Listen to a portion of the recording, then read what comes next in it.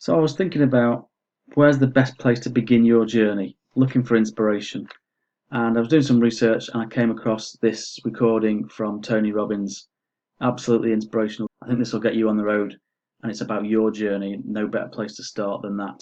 So after this short clip from Tony, the full video is also on the channel. We'll then follow up with setting you up with your standards, getting the creativity flowing in terms of what your new standards should be, and then helping you later on through these steps to make sure that you fulfill your rituals to deliver the changes that you're looking for.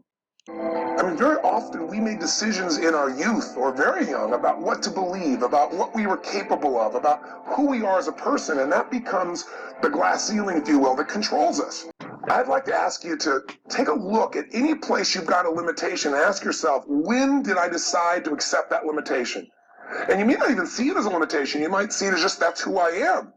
But so often in our lives, we've adapted to be a certain way so that we don't fail or so that people will like us or respect us, but it's not necessarily who we are.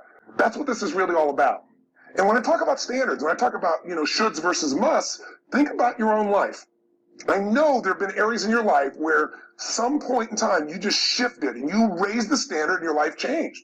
Because whatever people have their identity attached to, they live. We live who we believe we are. That's just how it works.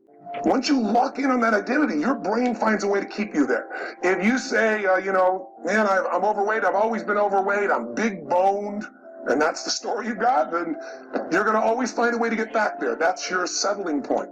That's your identity. That's where things lock in. I'm just simply saying to you, take those 3 magic words and live them. Raise your standard. And if you really want to do it, then I'll tell you the most important secret. Have you ever done this? Have you ever told yourself you're raising your standard? Okay, I'm going to go make this happen. I'm going to go make this much money. I'm going to transform my kids. I'm going to create the ultimate relationship in my life. I'm going to transform my body, whatever it is. And then you don't have strong enough reasons and you don't use it. You don't follow through. It's because you didn't back up your standards with what makes those standards real, and that's rituals.